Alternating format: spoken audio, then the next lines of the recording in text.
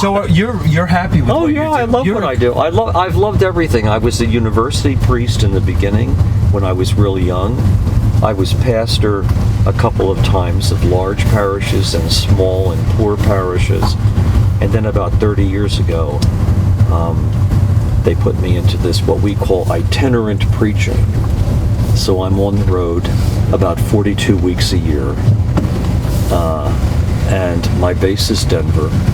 And so I'm going home tonight for the weekend, but then I go down every summer and I help in the Virgin Islands, the U.S. Virgin Islands, because that's a small little diocese covering 3 islands, and they only have 12 priests, and none of them are from there. And Cardinal O'Malley, who's now the Archbishop in Boston, when he was a very young bishop, that's where he was assigned. And he said to me, if you can give me a couple of weeks every summer to come down and do what we call replacement ministry, so that particularly the African priests, apparently if they don't get home to see their families, it affects their morale. I see. And then he said to me, and I've got to deal with them then when they've got bad morale.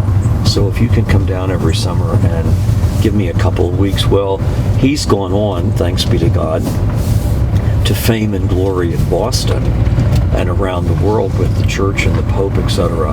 But I continue to go down there, and every summer it's longer and longer and longer. So I'm giving them 6 weeks this summer. Yeah. Wow.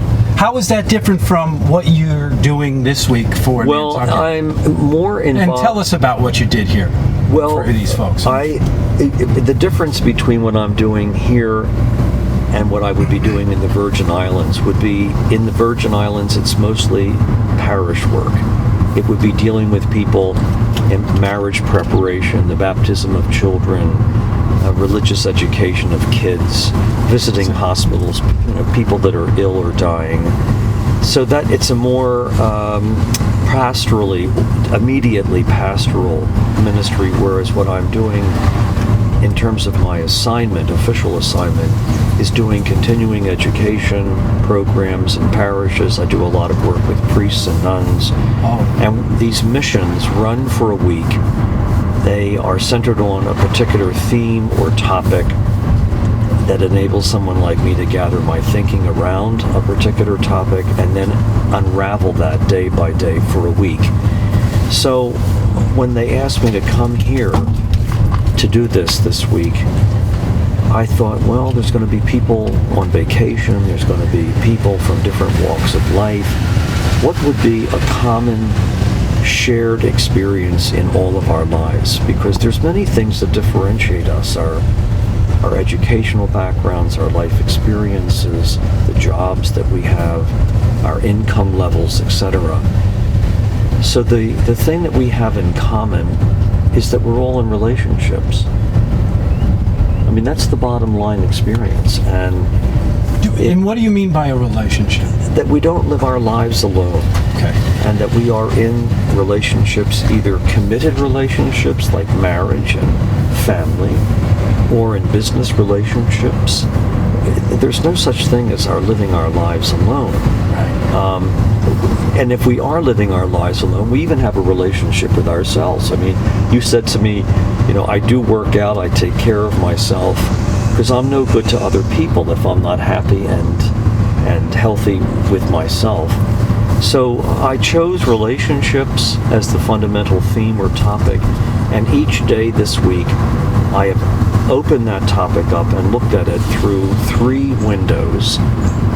What the scriptures would say about relationships, what wise people like our saints would say about relationships, and then of course when you deal with relationships you have to include psychology, so there's a lot of ideas coming from clinical people and so forth that help us. They give us pieces of vocabulary and windows through which to look at our relationships and recognize what they are. They're great blessings in one direction, but they're a work of art, and they have to be always worked on. They do. Yeah, conscious. Yes. There's no such thing. That's what religion is, though, isn't it? It's all about relationships. Everything is about relationships. And you brought up you started last night by bringing up alienation. That was Yeah. last night's theme. And not only that, but could you go into that a little bit? Well, so that people understand? I think that we are confronted repeatedly with attitudes of excessive individualism. People have turned around to other people, even within their own marriages and families, these domestic relationships, and have said to other people, thanks a lot for your help, but basically I don't need you.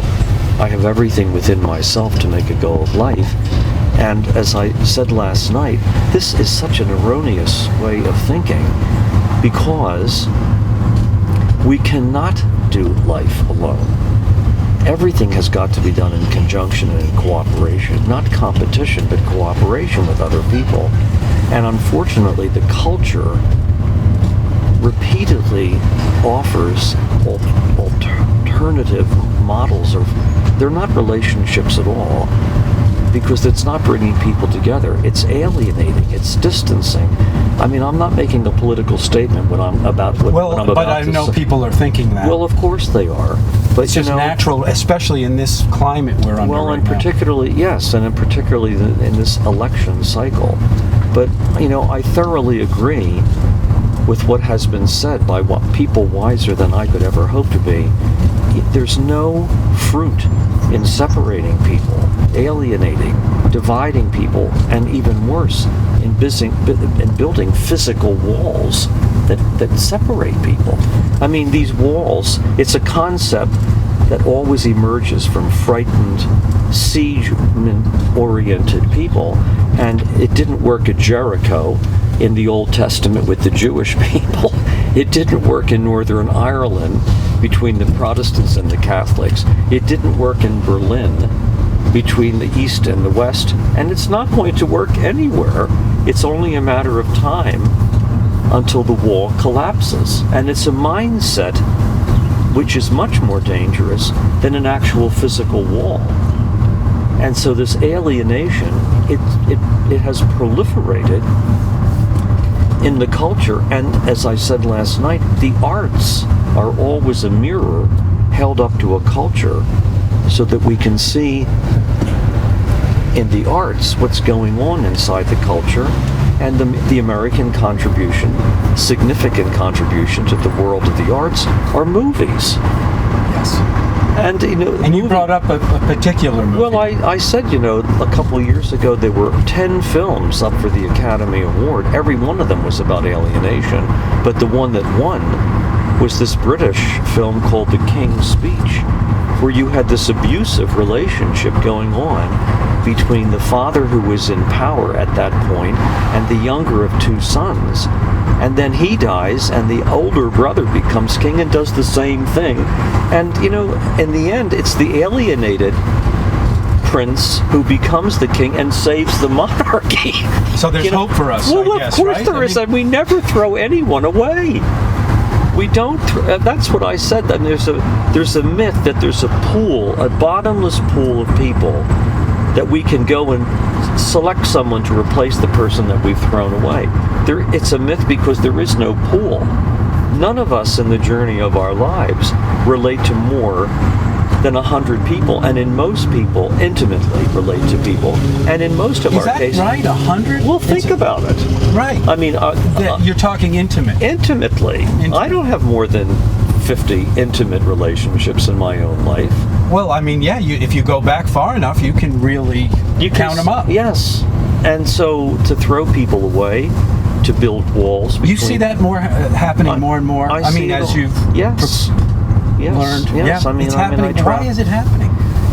What are we I don't doing? know. Are we losing our faith, Father? No, we're not. No, that's the one thing that, thanks be to God, brings all these people together, like you just mentioned.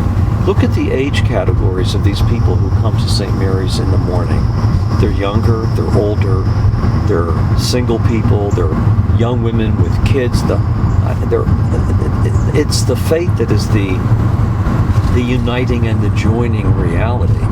And I think that for people who don't have faith in God, they will find some bonding and uniting way. That's why recovery programs are so terribly important. because they bring people together who are struggling with addictions, obsessions, and compulsions, and help them to understand you cannot overcome a booze addiction alone. You need AA. You cannot overcome sex addiction. You have to come with people with the same addiction and support each other, encourage you. It's in our DNA as human beings, and that's the way we were put together from a faith perspective. That's the way we were put together until Adam and Eve decided to do their thing in the garden and disobey God and eat the apple and the tree, and the Tower of Babel, creating all of the dissension and the division. He wants us to find our way to Him through you and me, through relationships and through community. So we're not losing our faith. Faith is the one thing that brings us together. You also brought up materialism. It's a huge problem. How is that connected? Well, the materialism, a lot of people immediately think of materialism in terms of material things, cars, houses, vehicles, whatever. And I defined materialism last night as a very seductive force that tempts us into putting things before people, so that we turn to things rather than to one another. And in those moments when we feel like we're at the end of our rope and we're frustrated and we're lonely and we're overwhelmed by life, materialism comes along and says, you don't have to share this with your spouse. You don't have to call up a good friend and go down the road for a beer or a glass of wine and unburden your heart. What you need to do is get in the car and go out and buy a new blouse, a new suit, a new gadget, and that thing will take the sting out of your loneliness. And I'm particularly concerned about this materialism. But isn't our economy based on that? It's very materialistic. Yeah. But because the economy is based on that doesn't necessarily mean it's the way to do life. No. I think it's obvious, isn't it? It's extremely difficult because, especially with young people. Oh, right now? That example that I used last night. Well, this cousin of mine who's, just a wonderful mother and grandmother and gives herself completely to her family. They live in Philadelphia. She had this wonderful Thanksgiving dinner last year. It took her days, to prepare the thing, make it attractive, the right selection of flowers for the table, etc. And the teenagers were invited to leave the children's table, which is a family tradition in my family. When I did it, when I was a youngster, they didn't seat us at the grown-up table. We had a card table, and we were served the same food, but we were messier, etc. Well, the teenagers were invited to join the adults at her home last Thanksgiving, and halfway through the meal, she notices that they're not participating. Why? Because they're under the tablecloth with these gadgets in their hands, talking and signaling to people. And she said, "Who are you doing this?" And they were talking with each other around the same. That's the point I wanted to bring up, though. She was so, I don't blame her for being upset, but they were communicating but it was not in a digital way with each other. That's correct. But is that the way we want to do things? We have exactly. You're at a dinner table with other people. And not only that, but the language forms and the linguistic forms are elliptical, shortened, brief as possible. They don't spell. It has damaging effects even in terms of language skills. They don't learn vocabulary. They don't know how to communicate. I go to Starbucks when I'm traveling. I go to Starbucks. I love, a tall red eye to wake me up in the morning. Sure, me too. And I see all these young people with their computers at all the tables, including couples, and they're all on their gadgets.